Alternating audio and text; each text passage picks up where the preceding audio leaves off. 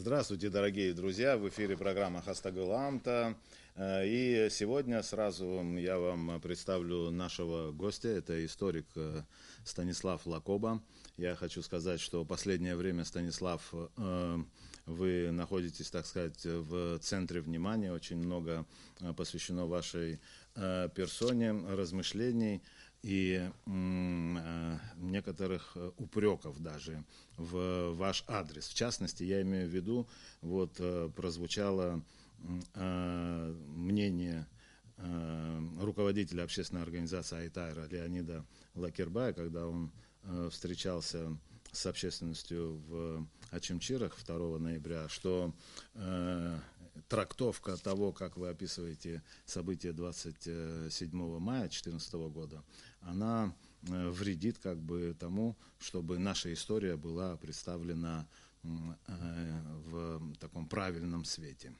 Вот мне бы хотелось, знаете, учитывая весь этот интерес ко всему тому, что происходит сегодня вокруг учебника истории и вокруг той же публикации документов из, так сказать, кремлевской переписки, мне бы хотелось задать несколько вам вопросов и поговорить по этому поводу откровенно.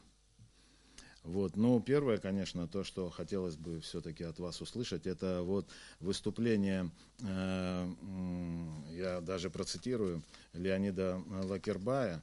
Вот там говорилось о том, что учебник, в котором описываются события 27 мая, в этом учебнике искажены события. Я хочу сказать об учебнике прежде всего. Я хочу сказать, что он очень долгое время готовился к изданию.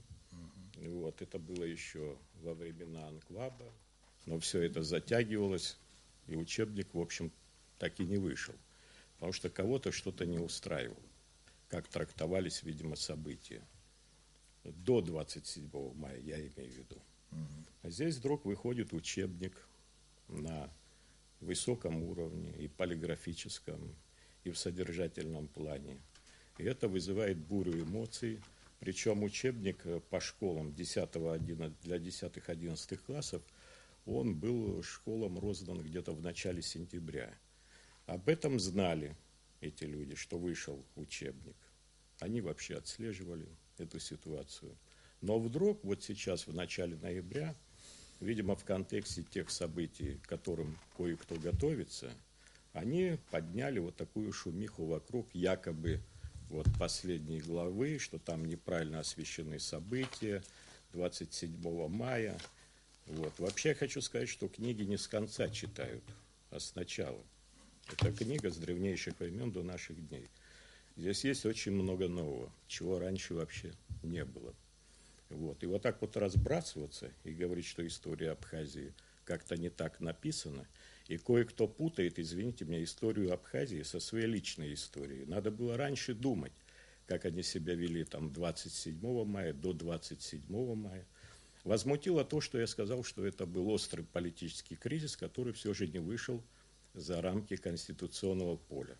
И власть была передана парламенту. Возмутило то, что было сказано, что президент спешно покинул здание. Но не говорится о некоторых других подробностях, о которых мы очень хорошо знаем. Куда делся президент, куда он уехал. В принципе, президент не должен был вообще покидать свое рабочее место, президентский дворец.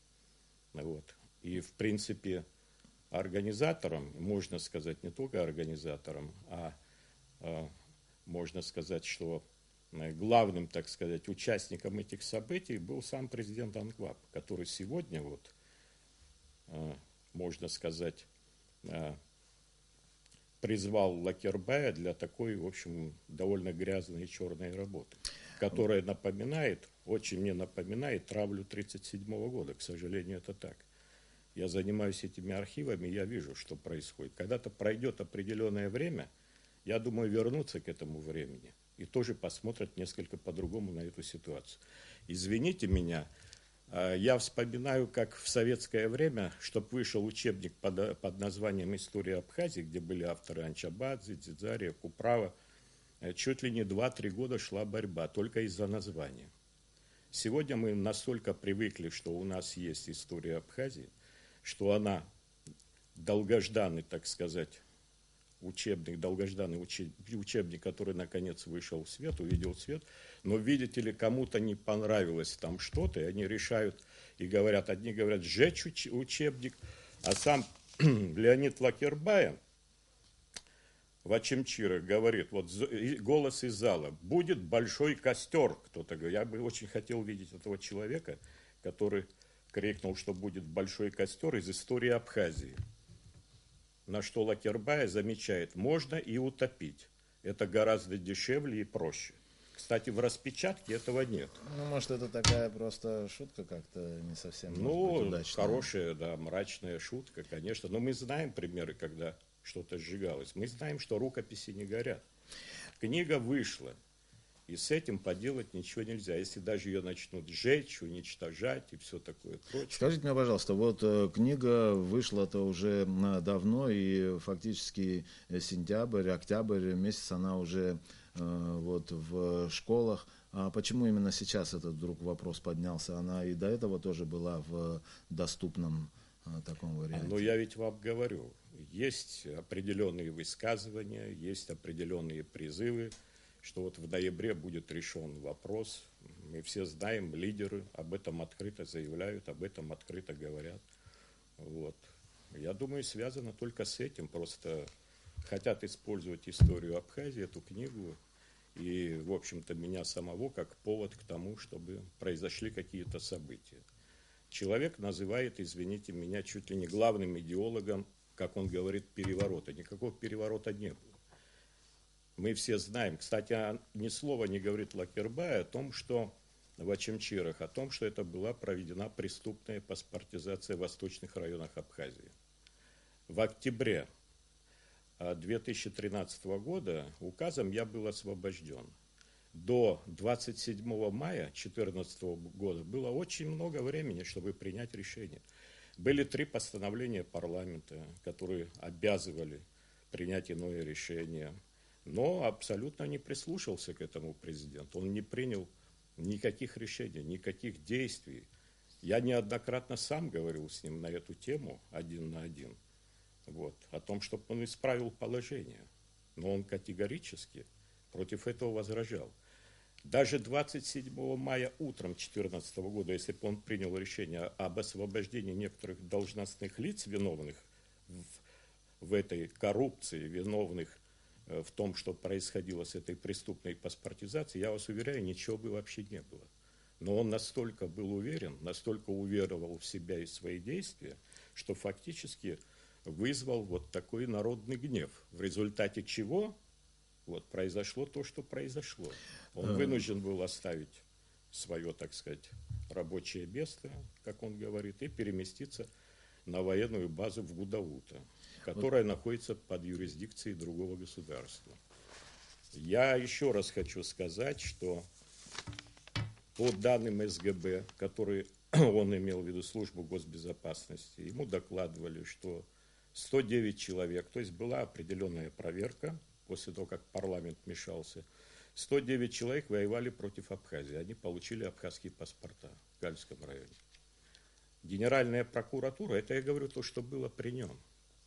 Около 1200 паспортов выдано было гражданам Грузии. Это далеко не полные данные. Но извините меня, это уже массовые нарушения, но ничего принято не было. Так спрашивается, при чем здесь народ, при чем здесь Лакоба и так далее, если они не соблюдали элементарные правила закона. Вы знаете, некоторый упрек тут присутствует в выступлении Лакербая в том, что, вот я процитирую, данный же учебник закладывает мину замедленного действия, делает все, чтобы будущее поколение не смогли преодолеть раскол, и в этом его главная опасность. Ну, тут также еще говорится о том, что вся эта глава, вот последняя о досрочных выборах президента Абхазии в 2014 году, вся эта глава дышит ненавистью. Вы как вот прокомментируете такое определение? Вы знаете, мне трудно комментировать, потому что это очень мягко сказано, фактически телеграфным стилем. И сказано о других, в общем-то, выборах, не только о выборах 2014 года.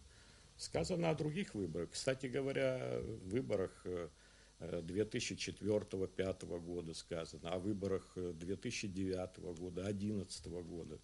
Но это их не интересовало, понимаете? Их даже не интересовало то, что в каком-то разделе о том же Лакербае там сказано положительно. Это его не интересует. Его почему-то интересовали другие вещи. Что он был вынужден, фактически ушел с поста премьер-министра.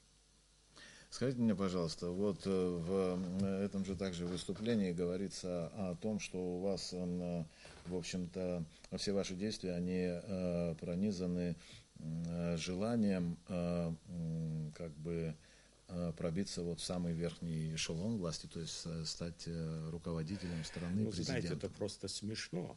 Я думаю, меня хорошо знают, в общем-то, люди. И достаточно хорошо знают Лакербая, если уж об этом. А Анкваба подавно. На чем это основано? Что якобы у меня была какая-то жажда к тому, чтобы я стал президентом там в 2003 году. Как это может быть, когда есть закон о языке? Это было очевидно, что я не могу претендовать вообще ни на какие должности, вот такие высшие. Вот. Но, насколько я вспоминаю, сам Лакербаев в 1999 году хотел выдвинуться кандидатом в президенты. И, между прочим, тогда как альтернативу он не выиграл бы выборы у Ардзинба, но сама альтернативность, она допускалась. И я, между прочим, один из тех, кто тогда его поддерживал в этом, чтобы он выдвинулся. Вот. И, насколько я помню, у него было очень сложное время, его никто не поддержал. Его поддержал только один человек. И вот. Не было ни Анкваба рядом, никого. Будем говорить дальше. Дальше были выборы, вы знаете, 2004 года. Я шел как кандидат в вице-президенты в паре вместе с Багапшем. Вот. Требовали, чтобы Анкваб снял свою кандидатуру как премьер-министр. Анкваб ни за что не хотел, естественно, это делать. Видя, что ситуация накаляется, я сказал, ради бога, возьмите вот это вице-президентство, что хотите делайте, только я не хочу, чтобы народ столкнулся. А уже мы были близки к этому. Это было в 2004 году. Я никогда не держался за кресло. Вот, в результате того, что происходило тогда, о чем он говорит, что вот у меня там не получилось с переворотом, а потом вот в 2014 году с помощью каких-то внешних сил получилось в 2014 году. Мне просто смешно, с помощью каких внешних сил, о чем он говорит.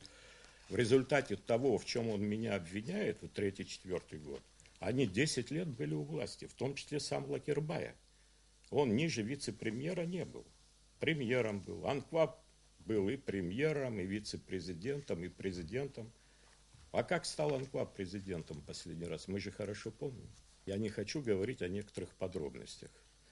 Как Леонид Иванович в 2000 году, после того, как он не был зарегистрирован как кандидат в президенты, вот, просил меня стать его доверенным лицом, когда он шел в депутаты. Я был его доверенным лицом. Помню, выступил на заводе газовой аппаратуры. В результате он стал депутатом. Все было хорошо, все было прекрасно. До 2003 года или 2004, как он пишет, когда они вдруг испугались. Они испугались, потому что у кого-то был рейтинг выше, чем у них. Вот и все. Они решили, что кто-то куда-то рвется. Но с моей точки зрения, это вообще было исключено, понимаете? Вас упрекают в том, что вы как бы были идеологами и в 2003 году, и в 2014.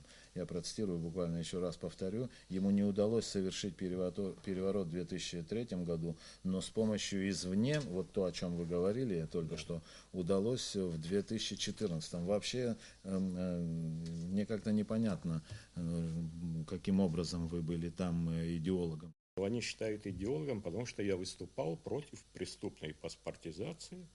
И я сказал, что в итоге вы потеряете власть, если вы не измените ситуацию. Так и произошло. А я уже говорил выше о том, кто на самом деле был виновником этого всего. Сам президент Анкваб. Кстати, ни в одном заявлении нигде не говорится, что Анкваб был в чем-то неправ. Он, оказывается, был во всем прав. Но все при этом хорошо знают, если бы Анкваб принял решение, хотя какое-нибудь кадровое, ничего бы не состоялось. И то, что люди были возмущены 27 мая, это факт.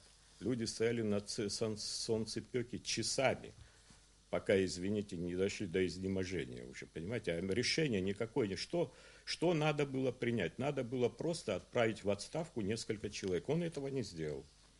Да, еще я хотел бы поблагодарить Лакербая. Он на самом деле так меня пропиарил, что я, например, столько о себе не знал. Большое спасибо ему за это. О какой президентской власти вы говорите, когда, оказывается, в Абхазии такой, как я, может все решить, любые вещи? Значит, с 2003 года, посчитайте, уже 13 лет, да, оказывается, я все, что хочу, делаю в Абхазии, кого хочу привожу, кого хочу увожу.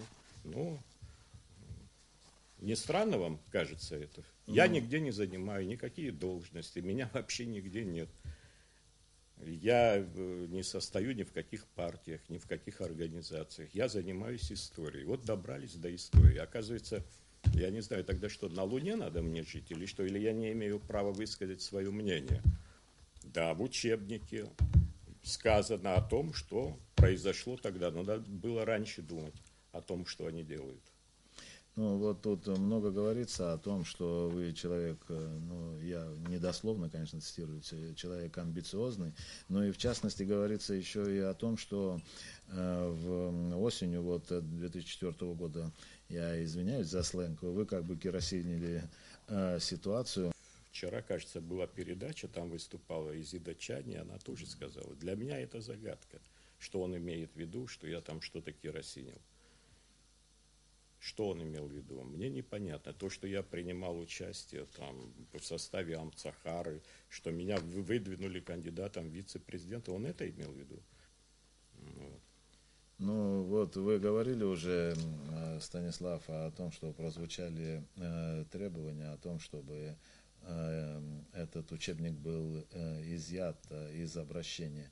Я не понимаю только другого, если, например, его вот по требованию сейчас изымут, а что будет вместо него? То есть мы останемся как бы без истории учебников? Здесь очень много нового материала. И говорить о том, что нам не нужна история Абхазии, в то время как на самом деле вот в Гальском районе здесь уже отмечалось, историю Грузии преподавали по учебникам на грузинском языке, изданным в Тбилиси. И тогда ничего не видели. Ни бывший министр образования, который сейчас... Сегодня Айтайра, там, наверное, 2 человека, Лакербая и Индира Вардани. Они сидят, и вот они решают, что там сжечь, что утопить, а что где убрать, понимаете? Ну, а где они были, извините меня, когда целый Гальский район занимался совершенно по другим учебникам другого государства, с которым мы находимся в состоянии войны. Вы знаете, как бы хотелось бы подвести итог вот этой вот первой теме нашего разговора. Мне вот о причине возникновения вот этого вообще-то такого скандального разговора по поводу учебника истории. Как вы считаете вообще, в чем причина? Дело в чем заключается? Я полагаю, к списку причин, по которым мы считаем необходимым досрочную отставку президента, должно добавиться и это требование тоже. Они приурочили критику этого учебника к началу ноября, потому что в ноябре они как бы планируют свести счеты, отомстить президенту Хаджимба. Так я понимаю. В этом они видят как инструмент достижения своих целей. В этом учебнике, как причину. Понятно. Вы знаете, что вот об этом документе я тоже не буду говорить. Многие тут сомневаются вообще в том, что это действительно документ переписки или это какой-то материал при помощи спецсредств подготовленных, которые сейчас располагают вообще-то многие документы можно фальсифицировать. Но все-таки вот шел разговор о так называемом списке в переписке Суркова. Я бы вот хотел, чтобы вы прокомментировали именно то, что касается вашей персоны. Напротив вашей фамилии Лакоба Станислав Засимович экс-секретарь Совета Безопасности Республики Абхазия. Тут написано вопрос к ФСБ. Вот мне бы хотелось, чтобы вы прокомментировали. То есть взять вас в разработку имеется в виду, насколько я понял? Ну, судя по тексту, видно, что ничего другого не имеется в виду. Если бы напрямую была та организация, о которой вы говорите, они бы вообще все молчали и слова бы не сказали. Теперь по поводу документа. Я думаю, что этот документ подлинный. Почему, я вам объясню. Вот посмотрите, документ составлен тогда, когда я уже не был секретарем Совета Безопасности. Написано «экс-секретарь Совета Безопасности». Здесь упоминается новый секретарь Совета Безопасности Ашуба Нукзар Нуриевич. Он упоминается. Вот. И упоминается АНКВАБ, который дает те или иные, скажем, вот относительно одного человека сказано, включен в список по просьбе АНКВАБа. В список.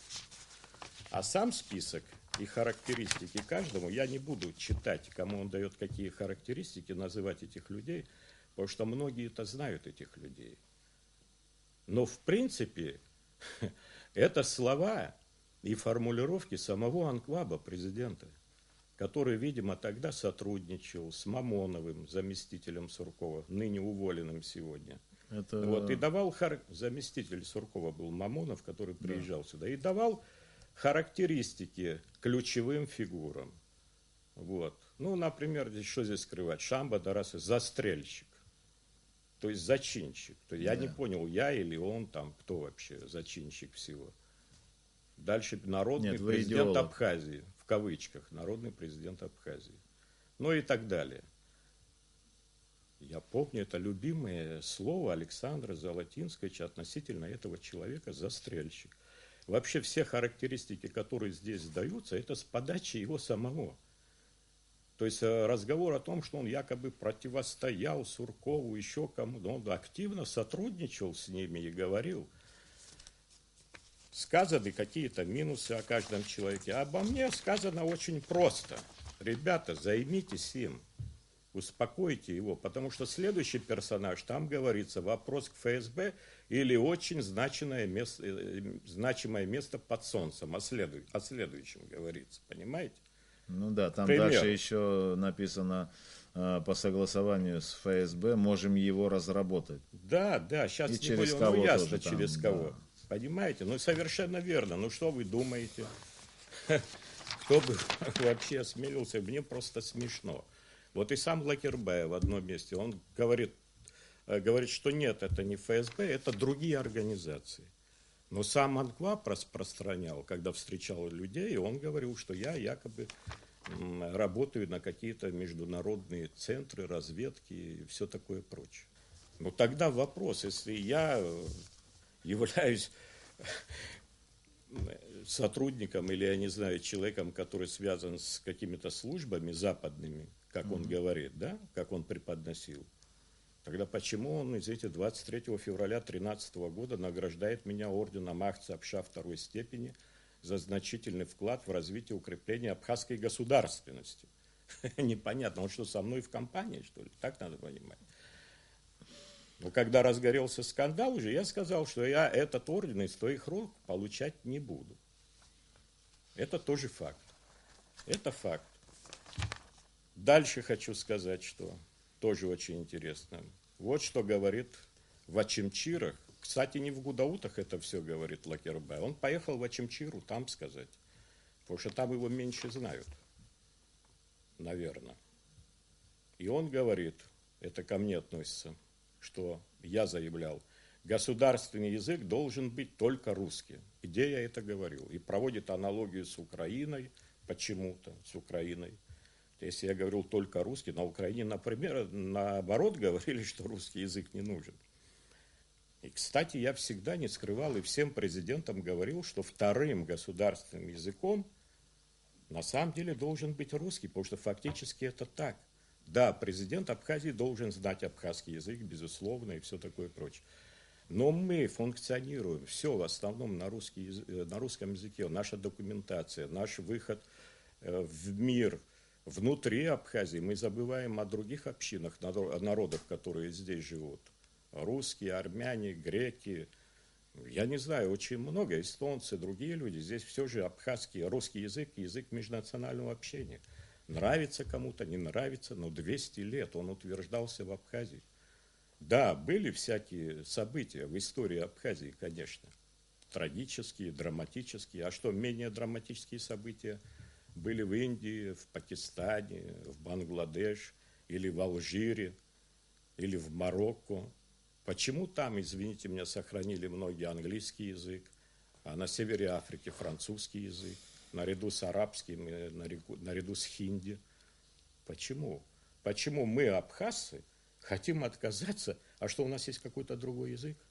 Сколько лет должно пройти? Извините Межнационального меня. общения вы имеете в виду? Да, межнационального и международного, между прочим. И международного. Но проблема языка нашего заключается в том, что как-то он уступает своей позиции, как государственный язык тоже, а русский язык становится у нас все более превалирующим. Но в силу известных обстоятельств, да, конечно. Я остаюсь при своем мнении, я просто говорю о том, к чему это может привести. Я на самом деле ни в коей мере не умаляя абхазский язык, говорю, что второй государство, потому что у нас очень много, вот когда мы говорим об абхазском языке, о том, о сём, абхазский язык превратили иной раз в такой предмет спекуляции, понимаете? Это предмет спекуляции во многом. Потому что развития как такового нет. Вот. Почему история Абхазии до сих пор не издана на абхазском языке? На русском есть, на русском издают. Почему история Абхазии, кстати говоря, с 91 года я являюсь главным редактором изданий по истории Абхазии. Еще и при Владиславе Ардзенбе это происходило. Он был в нашем первом издании автором, между прочим. Я был главным редактором, Воронов был, Ачукба был, я не знаю, Виталий Будба был, которого сегодня нет, погиб во время войны. И мы издали тогда историю Абхазии, которая была на самом деле, открыла очень много новых тем, которые были закрыты. Очень много белых пятен,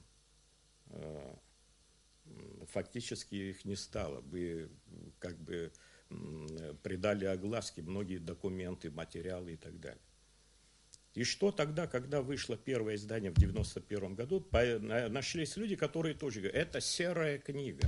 Слушайте, и до сих пор этой серой книгой все пользуются. Потом ее издали в 93 году, потом в 2006 году вышла книга. Ардзенба хотел, чтобы мы с Олегом Бгашбой издали в 2002 году историю Абхазии. Хочу сказать, что эта книга на, в принципе, европейском, мировом уровне издана. Если кому-то не нравится, пожалуйста, что хотите, делайте.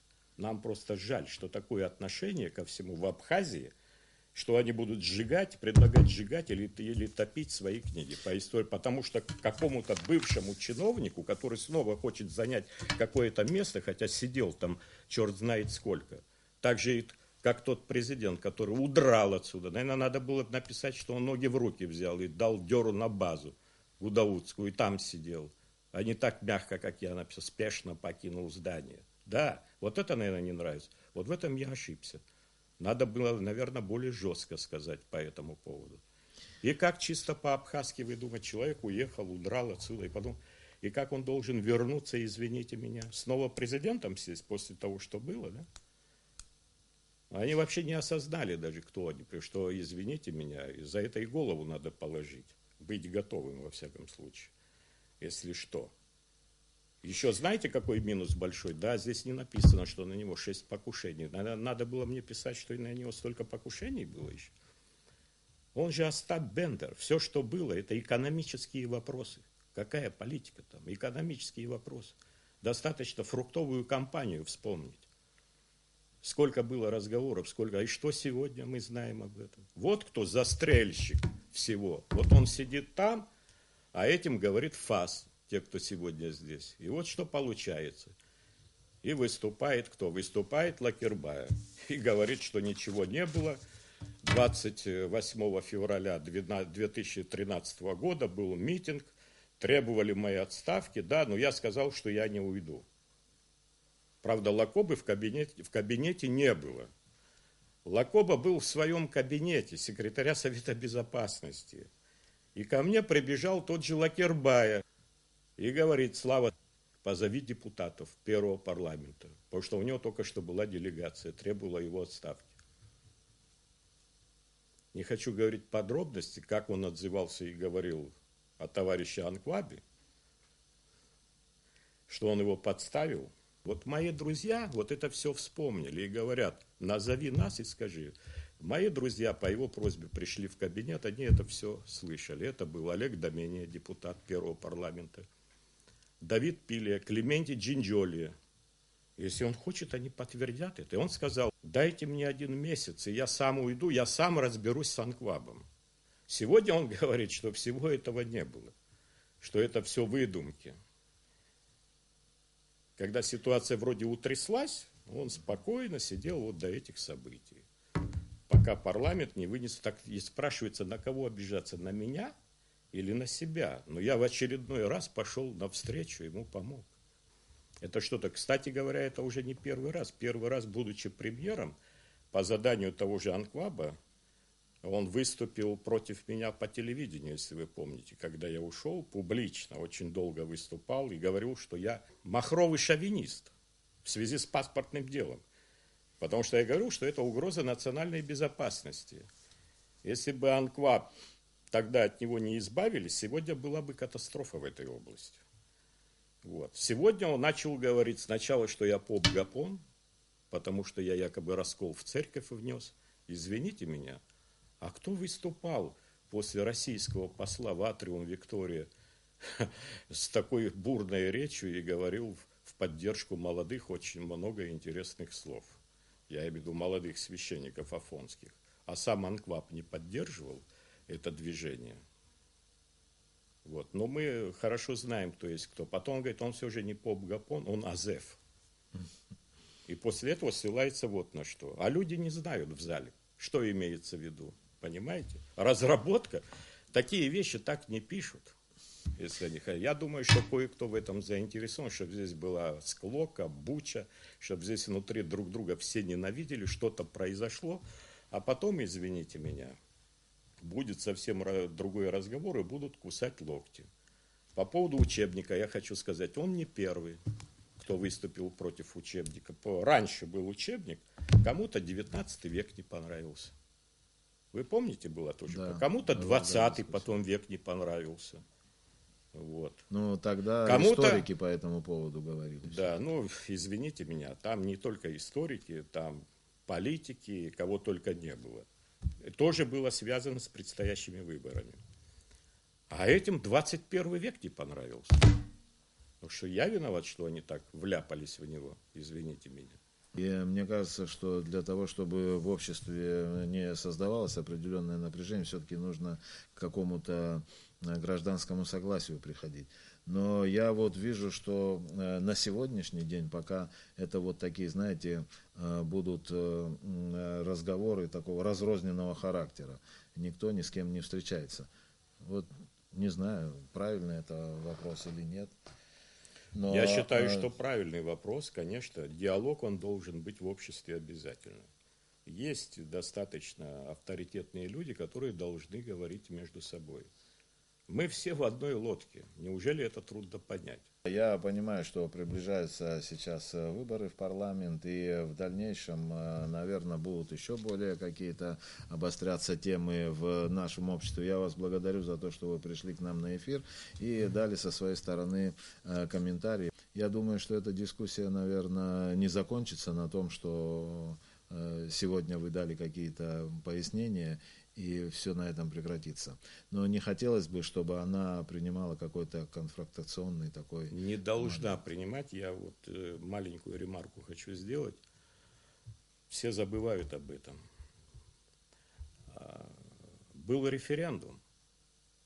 Там все вопросы, извините, на все вопросы были даны ответы. Сколько пришло, сколько проголосовало.